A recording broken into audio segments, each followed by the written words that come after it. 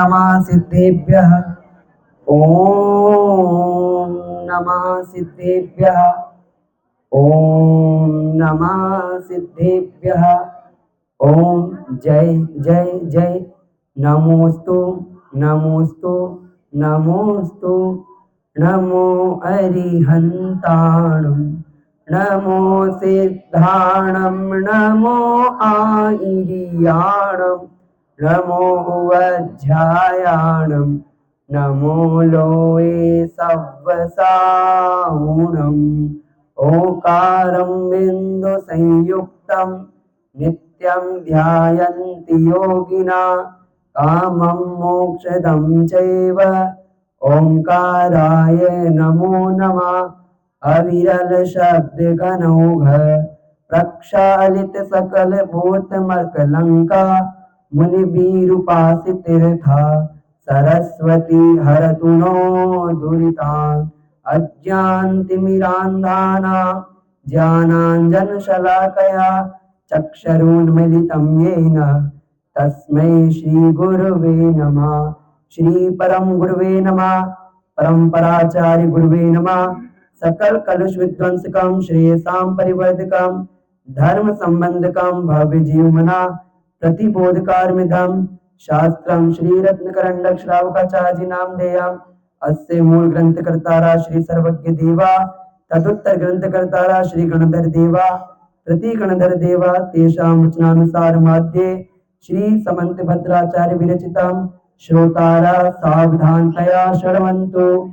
मंगलम भगवान वीरो मंगलम गौतमो गणी मंगलम कुंद कुंदाद्यो जैन धर्मोस्तु मंगलम। सर्वमंगल मांगल्यम सर्व कल्याणकारिकं प्रधानं सर्वधर्माणां जैनं जयतु शासनं। नमः श्रीवर्धमानाय निर्धूतकलिलात्मने सालोकानां त्रिलोकानां यद्विद्यादर्पणायति। भवभोगों से होकर विरक्त प्रभु हुए स्वयं में आत्ममगन प्रकटा तब केवल ज्ञान सूर्य फिर नहीं रहे विधि के बंधन। तीर्थंकर हो जग त्राण किया तुमने पाया नव अभिनंदन। वृषभादि चतुर्विंशति जिनवर शत शत प्रणाम शत शत वंदन शत शत प्रणाम शत शत वंदन। देवादिदेव प्रथम तीर्थेश आदि ब्रह्मा मूल नायक श्री आदिनाथ भगवान की। अंतिम तीर्थेश वर्तमान शासन नायक श्री महावीर भगवान की। जगत कल्याणी द्वादशांग जिनवाणी माता की। कलिकाल सर्वज्ञ आचार्य भगवंत श्री कुंद कुंद स्वामी जी महाराज की। परम पूज्य आचार्य भगवंत श्री समंत भद्र स्वामी महाराज की। परम पूज्य आचार्य गुरुवर श्री 108 विद्यासागर जी महाराज की। परम पूज्य निर्यापक श्री सुधा सागर जी महामुनिराज की। उत्तम आर्जव धर्म की। दशलक्षण महापर्व की। अहिंसा परमो जैन धर्म की जय। कल एक विशेष मुद्दा हमने जाना, हमारी श्रद्धांजलि कैसी होगी, कैसी होगी ये हम नहीं जानेंगे, ये दुनिया जानने वाली है। अब आज आते हैं हमारी असफलताओं का कारण क्या है। क्या हम असफल क्यों होते हैं? कोई व्यक्ति है जो आधे मन से कार्य करता है लेकिन कार्य में सफल नहीं हो पाता। उसके जिम्मेदार कौन? वह स्वयं। कोई उत्साहित हो जाता है, उसके अंदर उत्साह उत्पन्न नहीं हो पाता है और वो कार्य में असफल हो जाता है। उसका जिम्मेदार कौन है? वह स्वयं है। कोई भाग्य के भरोसे बैठा रहता है और पुरुषार्थ नहीं करता है, कार्य नहीं करता है और असफल हो जाता है, उसका जिम्मेदार कौन है? वह स्वयं है। कोई परीक्षार्थी है, परीक्षा की तैयारी नहीं करता है, पढ़ाई नहीं करता है और फेल हो जाता है, उसका जिम्मेदार कौन है? वह स्वयं है। भोजन बनाने गए, तरीका आता नहीं है और कार्य आटे के अंदर क्या मिला दिया? पानी ज्यादा कर दिया, सब्जी में नमक ज्यादा कर दिया और अच्छा खाना नहीं बना। कारण था आपका ध्यान का भटकना और फिर आपका खाना अच्छा नहीं बन पाया, उसके जिम्मेदार कौन? आप स्वयं। ऐसी कितनी ही बातें हैं मनुष्य बंधुओं। आज हम जितना छल स्वयं के साथ कर रहे हैं उतना किसी के साथ नहीं कर रहे हैं। हम अपनी आत्मा को, अपने को, स्वयं को खुद ही छल रहे हैं। कितना छल कर रहे हैं आज अपने साथ। ये मनुष्य पर्याय अमूल्य है, दुर्लभ नहीं जो चिंतामणि। ऐसी अमूल्य मनुष्य पर्याय के अंदर हम अपने आप से छल कर रहे हैं और फिर अपने भाग्य को दोष देते हैं और गलत कदम उठाने की ओर मजबूर हो जाते हैं। एक बालक बनारस गया, एक बालक बनारस गया, धन नहीं था उसके पास, उसके पास धन नहीं था, हतोत्साहित हो गया। गंगा नदी के किनारे आत्महत्या करने के लिए उसके विचार बन गए कि मैं, अब मेरा जीवन क्या है? निरर्थक है, अब तो मैं इस दुनिया से चला ही जाऊंगा, आत्महत्या करूंगा। तभी एक शिवानंद नाम के व्यक्ति उधर से गुजर रहे थे। उन्होंने उस बालक को देखा और चिल्लाकर कहा, क्या कर रहा है? वो जैसे ही नदी में डूबने वाला था, शिवानंद जी ने क्या कहा, क्या कर रहा है? उस बालक की आंखों से आंसू झरझर हो गए।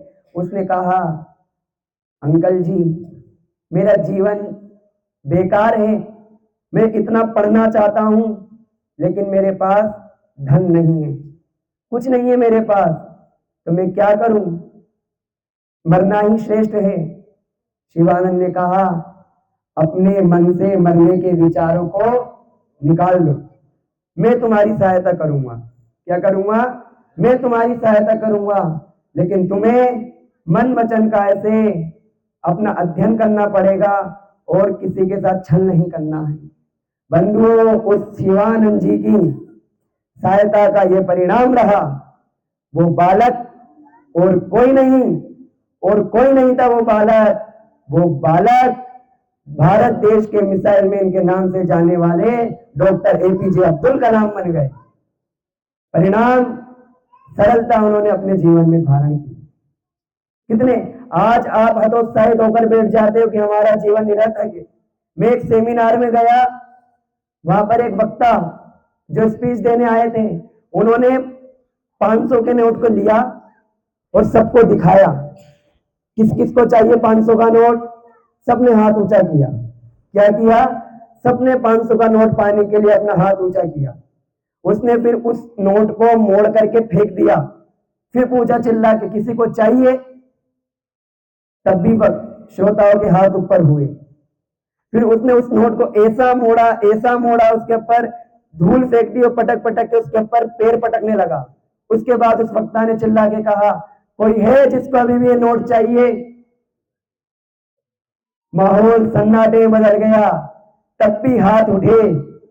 500 के नोट कितना ही कर दो, मोड़ दो, धूल पटक दो, लेकिन 500 के नोट की वैल्यू 500 के नोट की रहती है। उसी प्रकार आप अपने जीवन में ये सूत्र अपने जीवन में अपना लो कि भले ही कैसी भी विकट परिस्थितियां आए, ये मनुष्य पर्याय अनमोल है।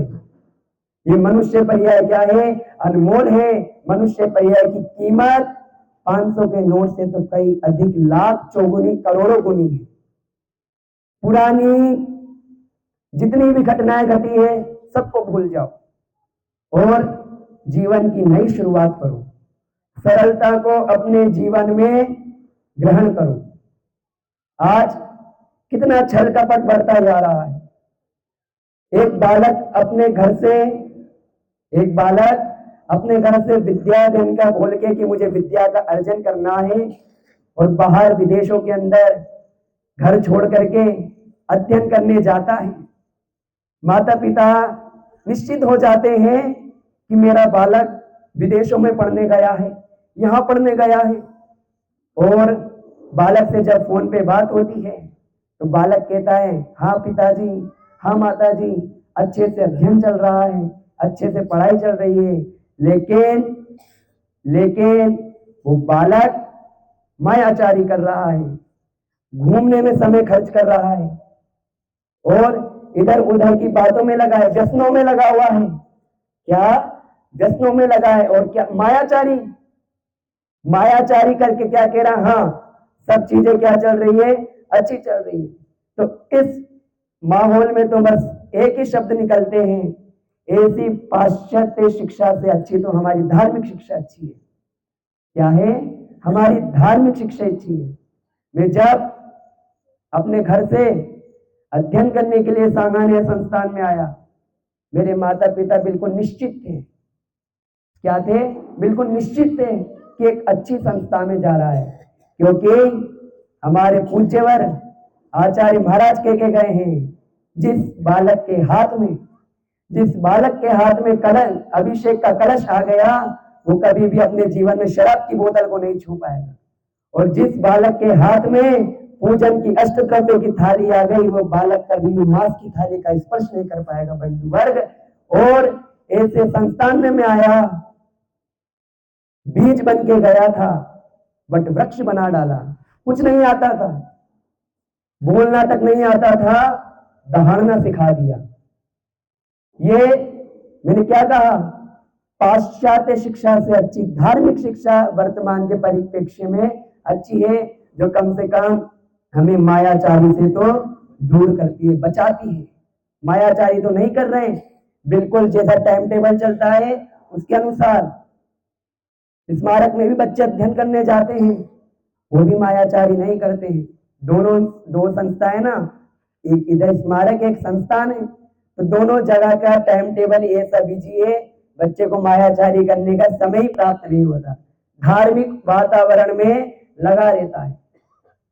आज कितने ही विवाह हो रहे हैं और छल हो रहा है। पति अपनी पत्नी के साथ छल करता है, पत्नी अपने पति के साथ छल करती है। छल के माध्यम से ऐसे ऐसे चक्रव्यूह रचाए जाते हैं, ऐसे ऐसे साजिश रची जाती है कि आदमी के प्राण बखेर ले जाते हैं, प्राण छीन ले जाते हैं। ऐसे ऐसे स्थितियां वर्तमान के परिप्रेक्ष्य में है। मंदिर के अंदर आ रहे हैं तो भगवान के सामने छल करते हैं। लाखों लाखों के नोट गिनने में मन नहीं भटकता है, भगवान की माला फेरने में मन भटक जाता है। और ऐसे लेके बैठे रहते हैं माला, जैसे हमारे समान भक्ति तो इस दुनिया के अंदर है ही नहीं, कोई है ही नहीं। इससे अच्छा तो वह पुष्प है, या पुष्प से कोमल कितना है, तन में माया कुछ शेष नहीं, निज अंतर का प्रभु भेद कहूं, जिस मेरी च्युता का लेश नहीं है। भगवान, मैं आपको पुष्प समर्पण कर रहा हूं, इसके अंदर तनिक मात्र भी लेश नहीं है, बिल्कुल सरल है। आज कैसे, क्या हम उस पुष्प से भी बेगर हैं? पुष्प से तो हम अच्छे ही हैं। क्या है? पुष्प से तो हम अच्छे ही हैं। सांप कितना ही टेढ़ा मेढ़ा चल ले, क्या सांप कितना ही टेढ़ा मेढ़ा चल ले, बिल के अंदर कैसे जाएगा? सीधा होके ही जाएगा। कितने ही टेढ़े मेढ़े चल लो भाव में, मोक्ष तो रिजु गति से ही जाना पड़ेगा। मोक्ष कैसे जाओगे? रिजु गति से ही जाओगे, कोई मोड़ा नहीं, कोई बिल्कुल नहीं, सिर्फ बिल्कुल सीधे। सिद्ध भगवान रिजु गति से विहार करते हैं, गमन करते हैं जब मोक्ष जाते हैं। ये वर्तमान की स्थितियां है। मंदिर में इतना छल है, भगवान का अर्घ चल रहा है, पूरी बातें हो गई, और जैसे ही मंत्र की बारी है, स्वाहा बोल के अर्घ समर्पित कर दिया। अर्घ चल रहा है, शुचि निर्मल नीरम गंध स्वच्छ। इसके घर में ऐसा होता है, उसके घर में ऐसा होता है, उसकी बहू ने ऐसा कर दिया, उसकी सास ने ऐसा कर दिया, उसके बेटे ने ऐसा कर दिया, वो जैसे मनता है ओम ह्रीम श्री आदिनाथ जिनेन्द्राय नमः अर्घ्यम निरुपामिते स्वाहा। बिन श्रद्धा के नाथ हजारों मैंने अर्घ चढ़ाए हैं, दिखा दिखा कर इस दुनिया को धर्मी भी कहलाए हैं। ये दो पंक्तियां, ये जितने धर्म का चोला ओढ़ करके आज व्यक्ति क्यों बच जाता है, क्योंकि उसने धर्म का चोला ओढ़ रखा है, धार्मिक है, धर्म की आड़ में कितने गलत कार्य कर रहा है। क्या कर रहा है? धर्म की आड़ में इतने बुरे बुरे कार्य हो रहे हैं, इतने षड्यंत्र रच रहे हैं, लेकिन सामने वाले को उसके छल के बारे में कुछ नहीं पता है। छिप करके पाप करना सबसे बड़ी मायाचारी है। क्या आप छिप करके जब पाप करते हो वो सबसे बड़ी मायाचारी। क्या कह रहे? बिना श्रद्धा के, किससे? बिना श्रद्धा के हमने अर्घ चढ़ाए हैं भगवान को, और दिखा दिखा कर इस दुनिया को धर्मी भी कहलाए कि हाँ मैंने 32 उपवास किए हैं, मैंने 10 उपवास किए हैं, मैंने 5 उपवास किए हैं, मैंने इतना स्वाध्याय किया है, मैंने इतने अच्छे अच्छे कार्य किए हैं, लेकिन रोम रोम में क्या भरी है? मायाचारी भरी पड़ी है। चिंतन कुछ, संभाषण कुछ, क्रिया कुछ की कुछ होती है, स्थिरता निज में ही पाऊं जो अंतर काल होती है। चिंतन कुछ है, संभाषण कुछ है, क्रिया कुछ हो रही है। मन में कुछ, वचन में कुछ, क्रिया में कुछ। सेमारी के एक सेठ जी थे। कौन थे? सेठ जी थे। अब कोई भी हो, वो डेली भगवान के पास जाते हैं, भगवान मुझे मोक्ष दे दो। क्या कहा? भगवान मुझे मोक्ष दे दो, भगवान मुझे मोक्ष दे दो। अब कोई चालाक मनुष्य होगा यहाँ का, उसने उनकी बात सुन ली, सेठ जी की बात सुन ली, तो वो क्या कहता है? वो कुछ दिन बाद आता है और सेठ जी से कहता है कि मुझे भगवान ने भेजा है, आपको मोक्ष लेके जाना है। तो सेठ जी ने कहा यहाँ के कि इतने दिनों बाद क्यों आए? बोले समय लगता है, मोक्ष मार्ग से आ रहा हूं तो समय तो लगता है। तो इस व्यक्ति ने सेठ जी से कहा कि आज से ठीक, क्या? आज से ठीक 11वें दिन में आपको मोक्ष ले जाने के लिए आऊंगा। तो सेठ जी ने कहा अरे भाई इतने दिन क्यों, 11 दिन और रुकना पड़ेगा क्या? तो उस व्यक्ति ने कहा हाँ तैयारी करो, काहे की कि भगवान का आदेश आया है कि तेरा 10 दिन तक एक पुत्र और एक कारखाना नष्ट होते जाएंगे। एक दिन का एक पुत्र और एक कारखाना नष्ट होते जाएंगे। जब 10वें दिन तू परिग्रह से रहित हो जाएगा तो 11वें दिन में तुझे कहा लेके चलूंगा? मोक्ष। अब सेठ जी को चक्कर आ गए, अरे भैया ये तो बड़ी आफत हो गई, 10 कारखाने और 10 पुत्र। तो उसने उस व्यक्ति से कहा अरे भैया ये टेढ़ी खीर है। क्या कहा? ये मेरे मन की बात नहीं है, टेढ़ी खीर है कि एक कारखाना और पुत्र, एक एक दिन का 10 दिन के 10 कारखाने और 10 पुत्र कम हो जाएंगे। तुम अपने भगवान से जाके कहना कि पुत्र और कारखाने के साथ मोक्ष हो तो मुझसे बात करें, जब मुझे मोक्ष चाहिए, ऐसे मुझे मोक्ष नहीं चाहिए। चिंतन कुछ, संभाषण कुछ, क्रिया कुछ की कुछ होती है। आज यही तो है, हमारे मन में कुछ और चल रहा है, मन में कुछ और चल रहा है, मन में वचन में क्रिया कुछ और हो रही है। मन में आप सोचते हो कि कितना द्वेषी आदमी है, कितना इसका कैसे बुरा करूं, और वचन में आप तो कितने अच्छे हो, आपसे अच्छा तो कोई है ही नहीं। वो क्रिया ऐसी करते हो कि भगवान मेरे समान तो कोई शुद्ध है ही नहीं। जब भगवान श्री रामचंद्र जी वनवास के दौरान पंपा सरोवर पे गए, कहां पर गए? पंपा सरोवर पे गए, तो लक्ष्मण ने एक बगुले को चलते हुए देखा, लक्ष्मण ने एक बगुले को चलता हुआ देखा। भगवान रामचंद्र जी कहते हैं देखो कितना अच्छा बगुला है, जीव हिंसा ना हो जाए इस कारण धीरे धीरे वो नीचे देख करके चल रहा है। अब रामचंद्र जी की बात सरोवर में रह रही मछली ने सुन ली। किसने? मछली ने बात सुन ली, अरे रामचंद्र जी को गलत धोखा हुआ है, इसने मेरे पूरे कुल का नाश कर दिया और इसको कह रहे हिंसा से रहित है, देखकर चल रहा है। तो मछली भगवान रामचंद्र जी के पास आती है और रामचंद्र जी से कहती है, भगवान किसको आप सरल व्यक्ति बता रहे हो, इसने मेरे पूरे खानदान पूरे कुल का नाश कर दिया, हम 3 महीने बची हैं, मेरे माता पिता सबको खा गया बगुला, मन मेला तन ऊंचला, या बगुला की दे याते तो कौवा भला भीतर बाहर एक। बगुला कैसा है, बाहर से कैसा है, उजला, और मन कैसा है उसका, मेला, इससे अच्छा तो कौवा है, अंदर से भी काला बाहर से भी काला। वो बगुले के समान आज यही हमारी स्थिति है। बगुला पक्षी होता है ना, बगुला भक्ति आज हम कर रहे हैं। सामने से कुछ है, पीठ पीछे कुछ है। आज माहौल इतना खराब है कि आप किसी के सामने अपने दुखों को रोगे, सामने से तो स्वानुभूति मिलेगी, सामने से स्वानुभूति मिलेगी, पीठ पीछे आपका मजाक बनाया जाएगा। क्या? पीठ पीछे आपका मजाक बनाया जाएगा। सामने से कहेगा, अरे तुम्हारे साथ इतना बुरा हो गया, नहीं होना चाहिए था। पीठ पीछे कहेंगे, अरे देखो उसका इतना हो गया, रो रहा था मेरे पास आके, मैंने उसको चुप करा दिया। सामने से बगुला भक्ति करोगे, मन में क्या है, सामने वाले का तिरस्कार करने का भाव है। कितने छल है, कितने प्रकार के छल, मंदिर में छल सबसे बड़ी जगह है दुनिया की। घर से कह के आते भगवान की भक्ति कर रहे हैं और मंदिर के बाहर प्रांगण में बैठे हैं तो अंदर भक्ति चल रही है। आप ध्यान से सुन ले, जितने भी हैं मंदिर में भक्ति चल रही है और आप सब बाहर बैठे हो, गप्पे शप्पे लड़ा रहे हो। कल से भक्ति के समय कोई बातें करते हो मंदिर के बाहर मिला, उसके ऊपर दंडात्मक कार्यवाही की जाएगी, दंडात्मक कार्यवाही होगी, उससे फाइन वसूला जाएगा।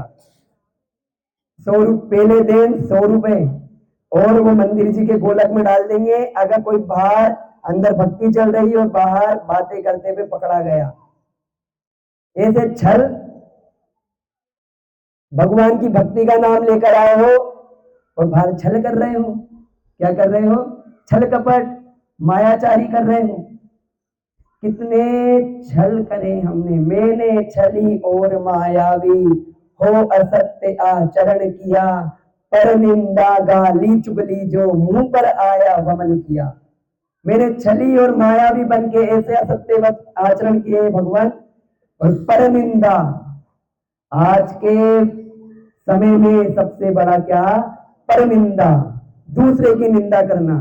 कैसे दूसरे की निंदा करूं, कैसे दूसरे को नीचा दिखाऊं, कैसे उससे ईर्ष्या के भाव रखता है व्यक्ति। आचार्य गुणभद्र महाराज ने आत्मानुशासन ग्रंथ में कहा, आपको अथाह जल राशि से भरे समुद्र के समान ज्ञान है, अथाह जल राशि से भरे समुद्र का ज्ञान है।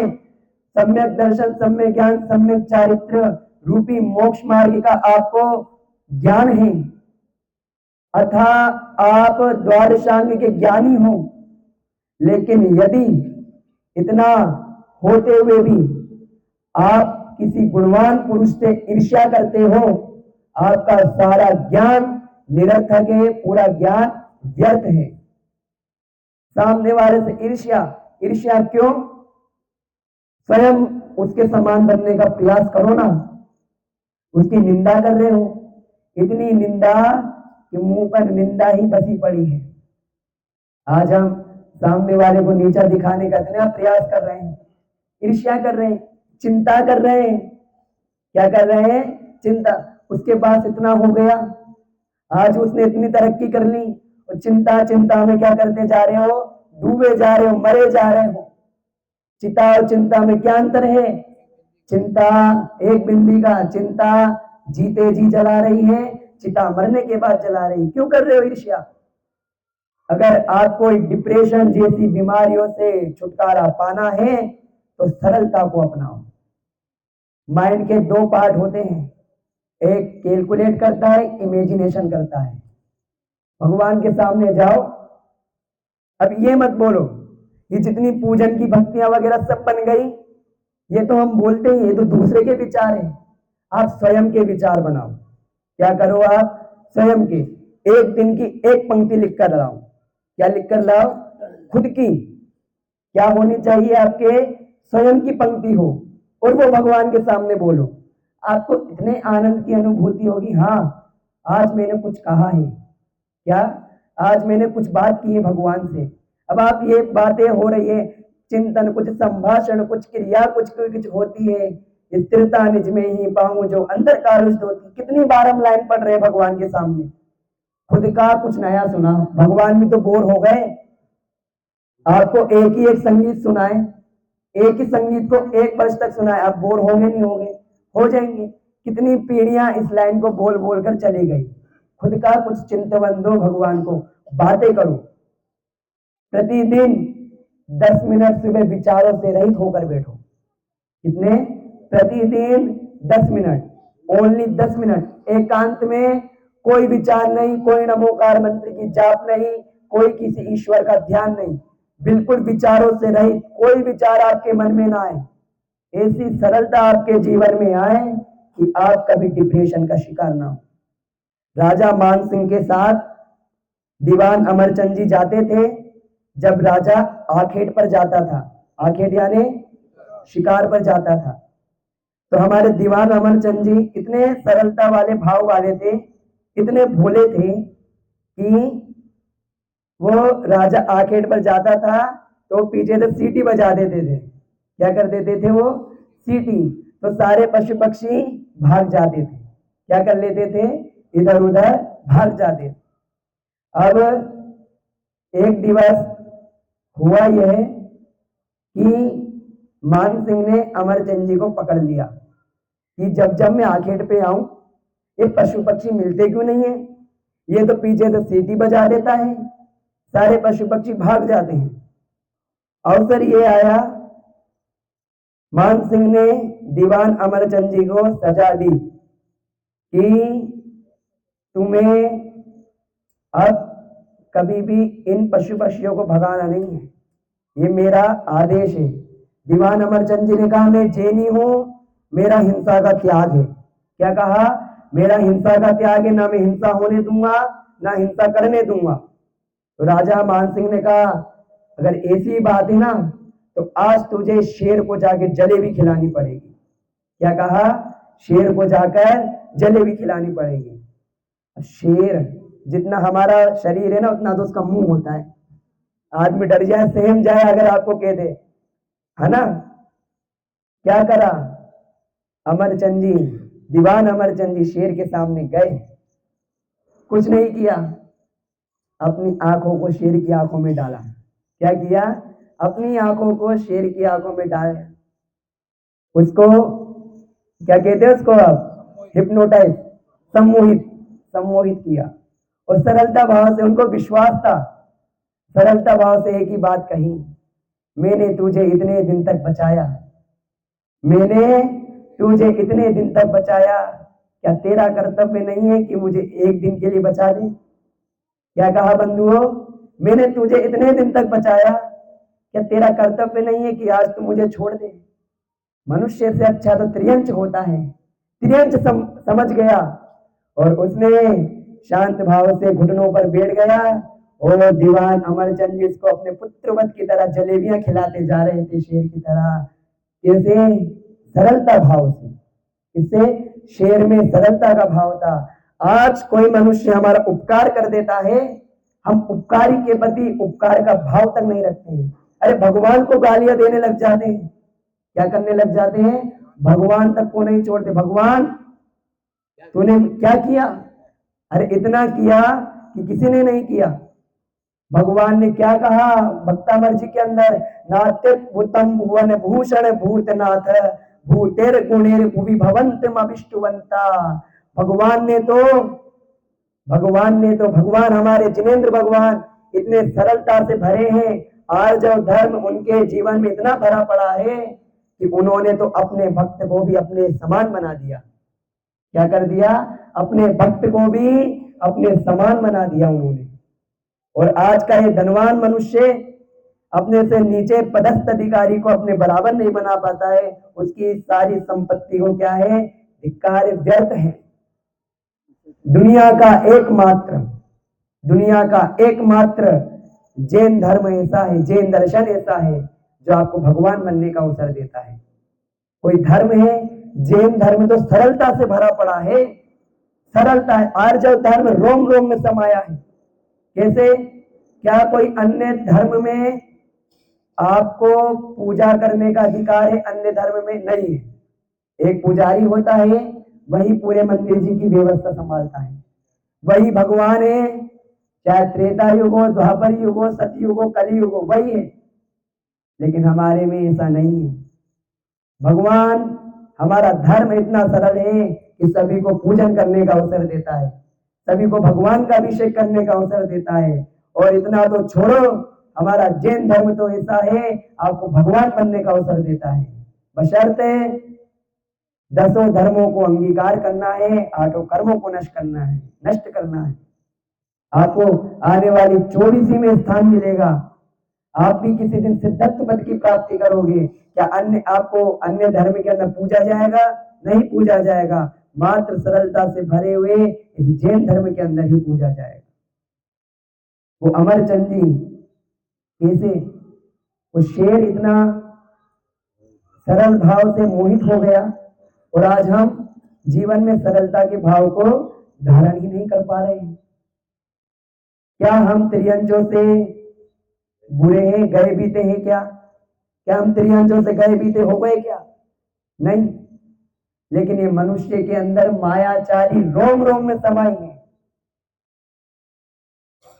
प्रेमचंद जी ने कितनी सुंदर एक कथा के माध्यम से पूरी हकीकत दुनिया को बता दी। इतनी अच्छी कथा है उनकी, है ना, इतनी अच्छी कहानी है।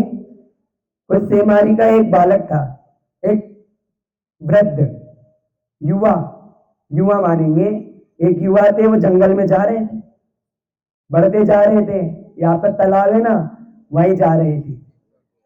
जहाँ पे आज कौन कौन जाके आ गया?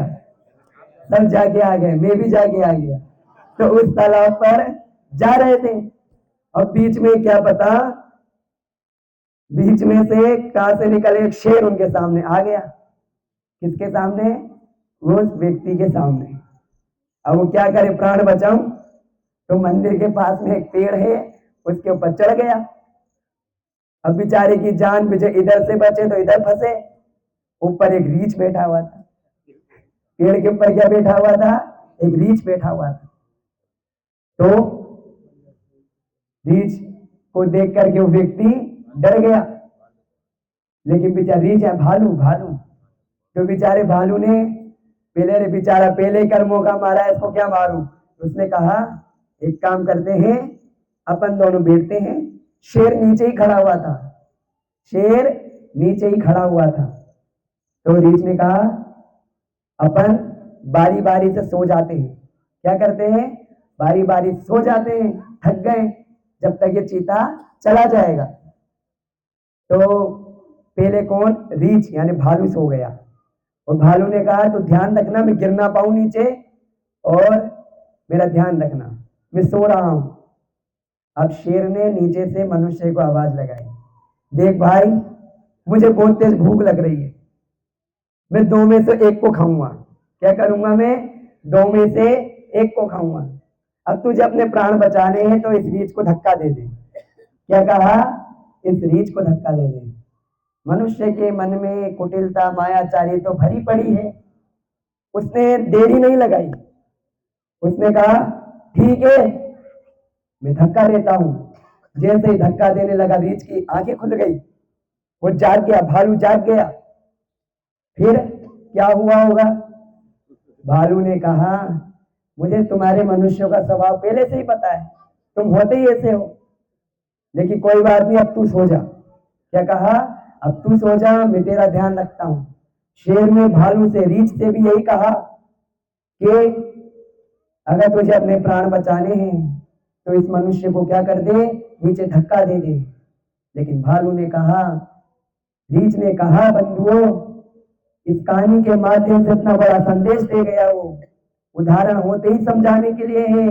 रीछ ने कहा, अगर इस मनुष्य की तरह मैं ही व्यवहार करने लगूंगा तो फर्क क्या रह जाएगा। कथाकार को मनुष्य को ईमानदार बताना चाहिए था और भालू को बेईमान बताना चाहिए था। लेकिन वर्तमान की स्थिति ऐसी है कि मनुष्य के रोम रोम में, कण कण में मायाचारी समाई हुई है, मायाचारी भरी पड़ी है। तो उससे अच्छे तो त्रियंश अच्छे हैं। क्या हम त्रियंश से गए भीतर है? मायाचारी करने वाले को प्रति समय डर रहता है, कहीं ढोल ना पड़ जाए, पोल ना खुल जाए। क्या पोल ना खुल जाए? क्योंकि बुरे कार्यों का कहीं ना कहीं तो उद्घाटन होता ही है, कहीं ना कहीं वो कार्य उद्घाटित तो होता ही। वो बेचारा गलत कार्य कर रहा है, चिंता उसको हमेशा सताएगी, शांत नहीं रह पाएगा, कभी भी शांत नहीं रह पाएगा। जो मायाचारी कुटिलता भाव को धारण कर रहा है, कहीं रहेगी कोई चोर है, चोरी कर रहा है, पुलिस ना पकड़ ले, समाज वाले ना पकड़ ले, उसको चिंता सताएगी। क्या सताएगी? उसको चिंता सताएगी। कोई बैंक में गफलेबाजी कर रहा है, बैंक में मायाचारी कर रहा है, किसी दिन मैनेजर ने ना पकड़ ले, मैनेजर को क्या डर सताएगा, ऊपर से कोई बड़ा अधिकारी ना पकड़ ले। राजनेता है, मायाचार, हाँ, एक व्यक्ति ऐसा है, इसको कोई चिंता नहीं है। एक व्यक्ति ऐसा है, मायाचारी करने में पकड़े भी गए, कोई टेंशन नहीं, राजनेता को कभी चिंता नहीं सताती। कोई अध्यापक है, पढ़ाने में मायाचारी कर रहा है, उसको भी कहीं ना कहीं डर सताता कि कभी बड़े अधिकारी आ गए तो क्या होगा। मंदिर में कोई मायाचारी कर रहा है, मंदिर में क्यों नहीं सताता हमें डर? क्यों मंदिर में नहीं डरते हैं हम कि 3 लोग के नाथ, उनके सामने हम छल कर रहे हैं, पूजा दिखावा कर रहे हैं, मुंह में राम बगल में छुरी, सुबह सफेद पीतांबर का चोला ओढ़ के आते हैं, सुबह ऐसे बन जाते हैं, ओहो हमारे समान तो कोई धर्मात्मा है ही नहीं, और दिन में ऐसे ऐसे कार्य किसके समान करते हैं। वो रात रात भर कीड़े को खाने वाली, किसको? छोटे छोटे कीड़ों को खाने वाली वो छिपकली भी सुबह इतने गंदे गंदे कार्य करने के बाद भी सुबह यदि किसी महापुरुष की तस्वीर के पीछे छिप जाती है तो लोग समझते कि तो कितनी धार्मिक है, महापुरुष की तस्वीर के पीछे छिपी है। और आज हम इतने गंदे गलत मायाचारी कुटिल कार्य करने के बाद भी क्या कर रहे हैं? डर नहीं है हमें, और हम किसका आश्रय ले लेते हैं? धर्म के चोले का आश्रय ले लेते हैं, बच जाते हैं। लेकिन कुंभ महाराज की वाणी में आप सुन लो, कभी भी ये छल टिकने वाला नहीं है। कहीं ना कहीं ये छल, कहीं ना कहीं ये मायाचारी ऐसे उद्घाटित होगी, कर्मों की मार ऐसी पड़ेगी, कर्मों की अदालत में बेईमानी नहीं चलती है, और जब एक कर्म का लठ, कर्म का डंडा पड़ेगा, सारी की सारी मायाचारी धरी की धरी रह जाएगी। आज अच्छे से अच्छे कार्य करने के बाद भी रावण ने अपने जीवन में कितने अच्छे कार्य किए। 3 समय शांतिनाथ भगवान के जिनाले में भक्ति करने जाता था, लेकिन एक छल का कार्य किया और उसका पूरा जीवन कलंकित हो गया। दुर्योधन ने कितना छल किया, दुर्योधन ने कितना छल किया, पांडवों के साथ लाक्षागृह के अंदर रख दिया, दुर्योधन का पूरा चरित्र कलंकित हो गया। कितने कितने छल। आज यदि व्यक्ति एक विचार कर ले, कोई अच्छा व्यक्ति है कि मायाचारी करने के बाद यदि मेरी पोल खुल गई, क्योंकि एक बार चरित्र चला गया, चरित्र पे लांछन लग गया, चरित्र पे कालीमा पोती गई, तो वो कभी भी मिटने वाला नहीं है। दुनिया की दृष्टि में चोर हो, अगर कहलाने में आ गए तो कितने ही अच्छे कार्य कर लेना, कहलाओगे चोर ही। दुनिया की नजरों में कितने ही, अगर एक दृष्टि में अगर गफलेबाज है, बेईमान है, कितने ही अच्छे कार्य कर लो, क्या कहलाओगे? बेईमान ही कहलाओगे। कितने षड्यंत्र रच रहे हैं, षड्यंत्र रच रहे लोगों के प्रति, कैसे उसको नीचे करें। अरे उस बालक की तरह सरलता हो, उस नवजात बालक की तरह सरलता हो। जब बालक का जन्म होता है, पूरे दुनिया में नगाड़े बज रहे हैं, ढोल बज रहे हैं, बालक आराम से सो रहा है, लेकिन माँ जाग रही है। ये है माँ की सरलता।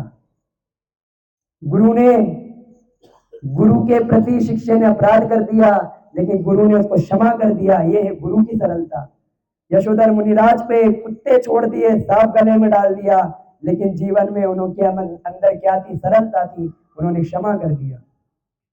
आज ये उत्तम आर्जव धर्म यदि आपकी मायाचारी दूर हो गई, मायाचारी पाप का पिटारा है, सरलता पुण्य का खजाना है। क्या?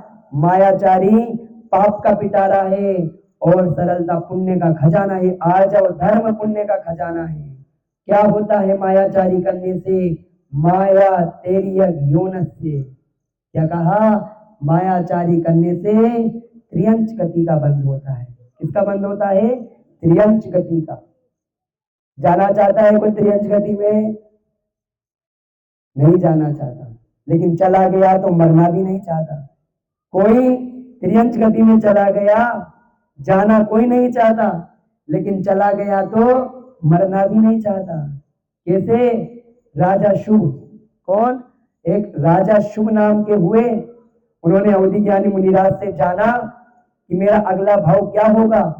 तो अवधि ज्ञानी मुनिराज ने कहा, तुम अपने राजमहल में ही विष्टा के कीड़े बनोगे, विष्टा के कीड़े बनोगे। राजा शुभ ने अपने पुत्रों से कह दिया कि मैं विष्टा का कीड़ा बनूंगा अपने ही राजमहल के शौचालय में, तुम मुझे मार डालना। क्या कर देना? मार डालना। राजा शुभ की मृत्यु हुई, वह विष्टा का कीड़ा बना। जैसे ही पुत्रों ने उसको मारना चाहा, वो कभी इधर छिप जाता, कभी उधर छिप जाता, कभी इधर कभी उधर। मरना नहीं चाहता, चला गया तो मरना नहीं चाहता। लेकिन क्या जाना चाहते हो क्या? नहीं। लेकिन मायाचारी करने से कहाँ का बंध होता है? त्रियंच गति का। वो कैसे कैसे दुख होते हैं। पढ़िए आदिनाथ भगवान की पूजा कीजिए माला।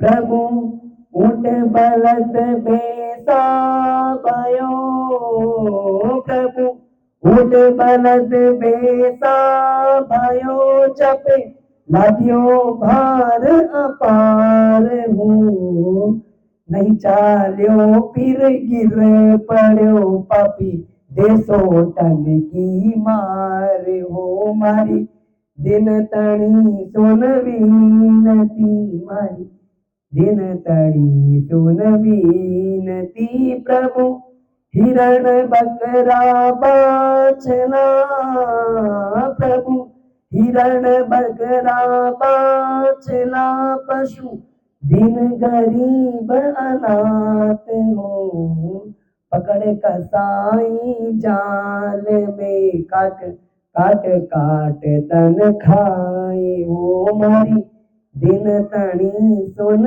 विनती मारी, दिन तणी सुन विनती।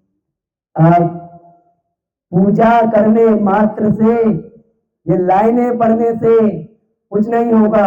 अगर आपने इन पंक्तियों के अंदर विचार किया कि ऊंट, बलद यानी बैल, भैंस, गधा, कितने जीव बनोगे, और जब चला नहीं जाएगा, भार लाद दिया जाएगा, सोटन की मार खाओगे। हिरण, बकरा, बाछड़ा, बछड़ा कसाई पकड़ लेता है, वो काट काट के तन को खाता है। बद बंधन आदिक दुख गने, कोटि जीवते जात न बने। बद मारा जाना, बंधन बांधा जाना, इतने अनेकों दुख सहे। क्या कहा? इतने अनेकों दुख सहे जिनका वर्णन करोड़ों जीवाओं के द्वारा भी नहीं किया जा सकता बंधु। तो क्या करें? आचार्य कार्तिकेय स्वामी की बात को याद रखने का दिन है। कार्तिक अनुप्रेक्षा में क्या कहते हैं आचार्य कार्तिकेय स्वामी? कि कभी भी मन में कुटिलता का भाव धारण ना करें, सरल भाव से रहो, किसी के प्रति षड्यंत्र आदि न रचे, किसी के प्रति षड्यंत्र आदि मत रचो, और जो मन में हो वही वचन सो चलिए। लेकिन ये बात सब पे लागू नहीं होती है। मन में हो सो वचन उचरिए, वचन हो सो तन सो करिए, ये बात सभी के लिए लागू नहीं है। ध्यानत राय जी कह रहे हैं, आचार्य महाराज की वाणी कह रही है, ये मन में हो सो वचन उचरिए वाली बात, वचन हो से तन सो करिए, यह उसके लिए है जिसका मन शुद्ध है। क्या कहा? जिसका मन शुद्ध है। अब मानो आपको कह दे, भैया जी ने कहा था मन में हो सो वचन उचरिए, वचन होए सो तन सो करिए। सामने वाले पे गुस्सा आ रहा था। क्या आ रहा था? सामने वाले पे गुस्सा आ रहा था। गाली दे दी और मार दिया। सामने वाले को क्या कर दी? गाली दी और मार दिया। फिर मैंने कहा भाई क्यों मारा, क्यों उसको गाली दी? अरे आप ही ने तो कहा था मन में हो सो वचन उचरिए, वचन होए सो तन सो करिए, तो कर डाला। ये बात बंधुओं, जिसका मन एकदम शुद्ध है उनके लिए कही गई है। तो आज और धर्म के दिन कौन सी भावना पाओ? रही भावना ऐसी मेरी, सरल सत्य व्यवहार करूं, बने जहां तक इस जीवन में औरों का उपकार करूं। भावना ये रहे मेरी, रहे भावना ऐसी में सरल सत्य व्यवहार करूं, बने जहां तक इस जीवन में औरों का उपकार करता रहूं। यही तो सोच थी उस बालक जय कुमार की। सुनना इस संस्मरण को सभी। बालक जय कुमार की सोच थी कि औरों का उपकार करना है, दुनिया का उपकार करना है। तो क्या किया? जब वो बालक जय कुमार कक्षा 5वीं में पढ़ते थे, कौन सी कक्षा? कक्षा 5वीं में पढ़ते थे, तो उनको रैली के अंदर एक गजरत होने वाला था। गजरत आप जानते हो, पंच कल्याणक महामहोत्सव के अंदर जाना था, लेकिन वार्षिक परीक्षा निकट थी। वार्षिक परीक्षा क्या थी? निकट थी। माता पिता ने कहा पहले परीक्षा दोगे, उसी के बाद पंच कल्याणक में जाने का अवसर मिलेगा। वो बालक जय कुमार अपने दृढ़ निश्चय पे अड़े हुए थे कि नहीं, मुझे तो पंच कल्याणक में गजरत के अंदर जाना है। वह अपने गुरु के पास आए, अपने गुरुजी के पास आए। गुरुजी से कहा कि मुझे रैली के अंदर होने वाले पंच कल्याणक में गजरत में जाना है। किसने सोचा होगा उस समय, आज एक गजरत को देखने वाला आने वाले समय में गजरतों का प्रेरणादाता बनेगा। तो जैसे ही गुरु ने कहा बालक तुम्हारी वार्षिक परीक्षा निकट है, अगर तुम पंच कल्याणक में चले गए तो तुम्हारा रिजल्ट बिगड़ जाएगा। उस जय कुमार ने कहा गुरुजी आप चिंता मत करो, जैसा महत्व लौकिक शिक्षा का है वैसे ही हमारी धार्मिक शिक्षा का भी महत्व है। क्या कहा? लौकिक शिक्षा का जितना महत्व है उतना ही धार्मिक शिक्षा का भी महत्व है। आप बेफिक्र रहिए, मेरा रिजल्ट अच्छा ही आएगा। क्या कहा? मेरा रिजल्ट अच्छा ही आएगा। गुरुजी ने भाप लिया कि ये नहीं मानने वाला। गुरुजी ने उसको छुट्टी दे दी। क्या कर दी? उसको छुट्टी दे दी। और वो उछलता कूदता अपने घर पर आया, बस्ता रख दिया। माता पिता समझ गए कि इसको पंच कल्याणक में जाने की छुट्टी मिल चुकी है। वह बालक जय कुमार रैली के अंदर, गजरत के अंदर गए।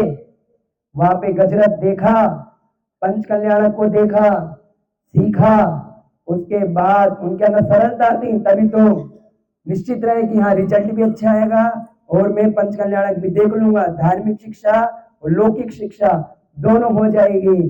तो वो बालक जय कुमार रैली के अंदर गजरत को देख करके ईश्वरवाड़ा में आए। और जब परीक्षा हुई तो परीक्षा का परिणाम वह आया कि पूरी स्कूल के अंदर टॉप किया वो बालक जय कुमार, कोई और नहीं बच्चों, वह बालक। क्योंकि हमें क्या है, गुणी जनों को देख हृदय में मेरे प्रेम उमड़ आवे, बने जहां तक उनकी सेवा करके यह मन सुख पावे।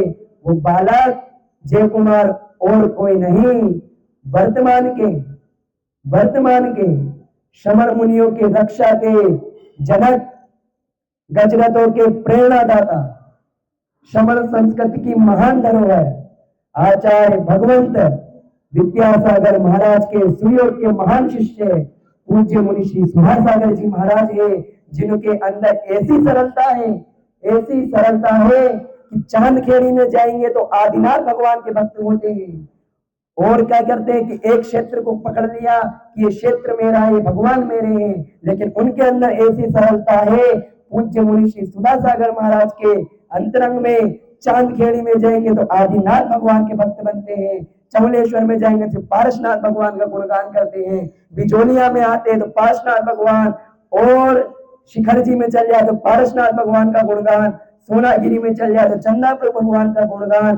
कभी भी एक के भक्त नहीं, क्योंकि सरलता इतनी है, जहां जाते हैं उसके बन जाते हैं। और आज हम अपनी अहंकार की दृष्टि के कारण एक के ही बने रहे, ये नहीं इष्ट देव बनाओ, लेकिन सरलता तो रखो, सबके बनो, क्योंकि दुनिया छल कपटी मायाचारी वाले के पुतले जलाती है।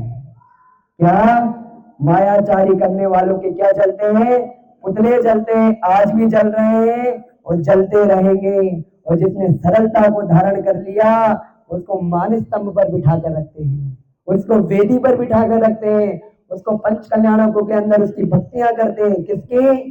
जिसने जीवन में सरलता को धारण किया है, और जिसने जीवन के अंदर मायाचारी का आश्रय लिया है, दुनिया ने उसके पुतले ही जलाए हैं, है ना। तो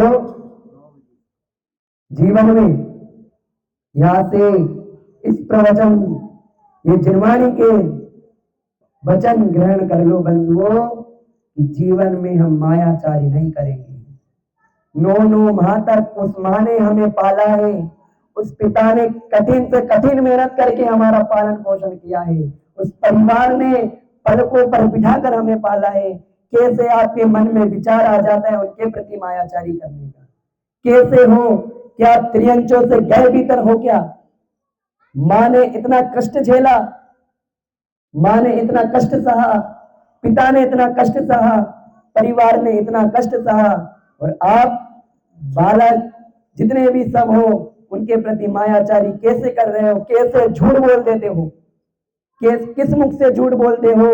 और उस मुख से उस शरीर को लेकर के मंदिर में आते हो, दिखावा करते हो कि मैंने इतना पद सम्मान ग्रहण किया। यदि आप अपने माता पिता के साथ छल कर रहे हो, अगर आप अपने माता पिता, परिवारी जन, समाज के जनों के साथ छल कर रहे हो, मंदिर में आना व्यर्थ है। भगवान के सामने आने का आपका कोई अधिकार नहीं है। अरे आप तो 3 लोग के नाथ के सामने भी छल कर देते हो, हम लोग तो 3 लोग के नाथ के सामने छल कर देते हैं, उससे बड़ी बात क्या होगी माता पिता का। लेकिन कभी भी 3 सूत्र जीवन में धारण कर लो, माता पिता के साथ कभी भी छल नहीं करेंगे। क्या कहा? माता पिता के साथ छल। जितने बच्चे आगे बैठे हो, अभी से विचारधारा बना लो, क्या सोचना है? मम्मी पापा के साथ छल नहीं करोगे। कोई भी गलत कार्य के प्रति आप बढ़ रहे हो, पहले अपने माता पिता को सूचित करोगे कि मैं इस ओर बढ़ रहा हूं, मैं इस कार्य को करने जा रहा हूं, सूचित करो। अगर आपने मायाचारी की, अभी इतना सुंदर शरीर प्राप्त हुआ है, अगले जन्म में ऊंट गधा बन के घूमते फिरोगे। क्या बनना है? क्या आपको क्या बनना है? गधा बनना है या सोधर्मिंद्र बनना है? क्या बनना है? तेज बोलो ना।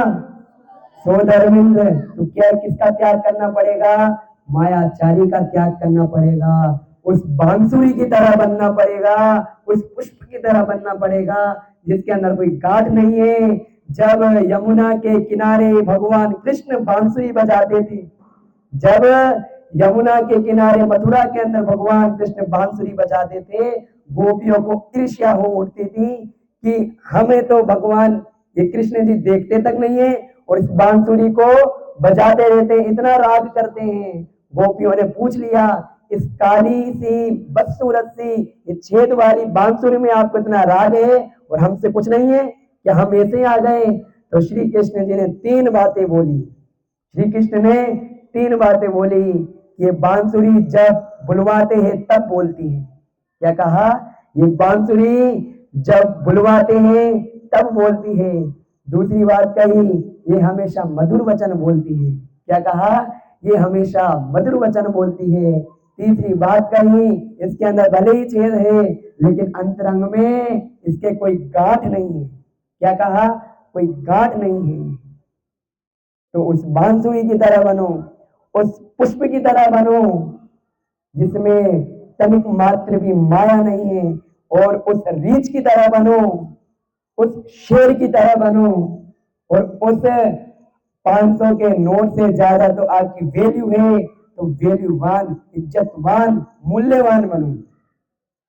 अगर आप मायाचारी से और अपने जीवन में हतोत्साहित, निरुत्सुक हो जाओगे तो दुनिया की कोई ताकत नहीं है जो आपको मना पाए, क्योंकि आपके मन के मालिक आप स्वयं हो। आपको आज इसी समय से पुरानी जितनी भी घटनाएं घटी हैं सबको भूल जाओ, सबको धीरे धीरे भूलने का प्रयास करो।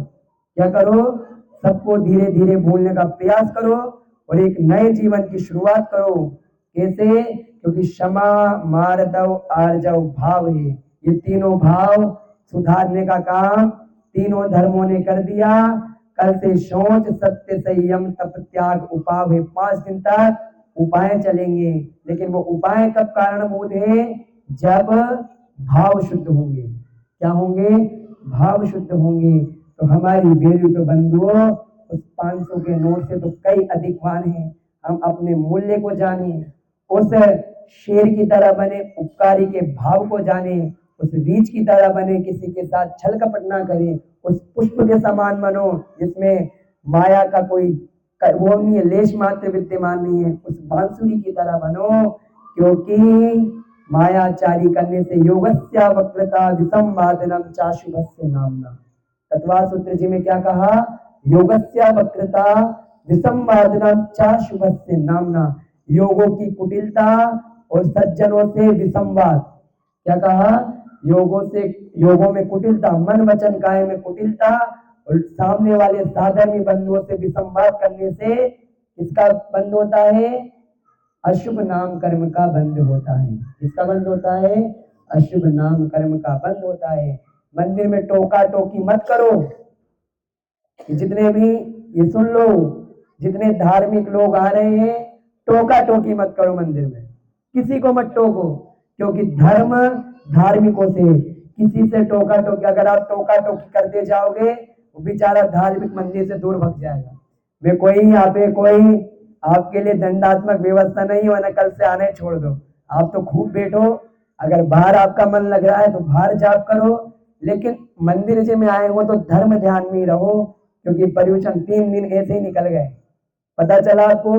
3 दिन सुबह से लेकर रात पड़ जाती, पता ही नहीं चलता कैसे समय का जा रहा है। ये पर्यूषण चले जाएंगे, यहाँ चहल पहल सब खत्म हो जाएगी, 5-7 व्यक्ति वही दिखेंगे। तो इसलिए 10 दिन का अवसर मिला है, 10 दिन जितना धर्म का सार लेना है, कैसे ना कैसे करके लूट लो, और हींग की डिब्बी में मत रखना।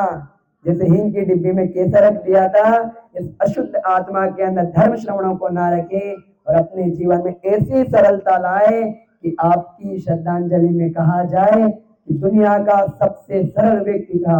और अगर अच्छे कार्य, अंतिम बात, अच्छे कार्य करने के लिए, अच्छा कार्य करने के लिए छल करना पड़े तो कर लो। मैंने अभी बहुत अच्छा प्रवचन पे चल रहा था, पूज्य मुनि श्री महाराज कह रहे थे, डॉक्टरों से कहा उन्होंने, किससे कहा?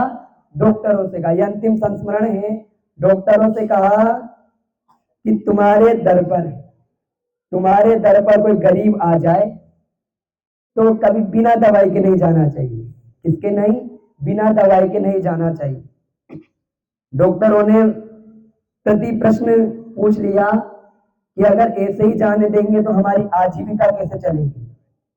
तो महाराज जी ने कहा, तुम बस इतनी बात का ध्यान रखो, तुम्हारे दर से कोई गरीब बिना दवाई के ना जाए, और अगर तुम्हें अपनी आजीविका की चिंता है तो मैं तुम्हें एक छल करने की तुम्हें क्या देता हूँ, आज्ञा देता हूँ। क्या छल करना?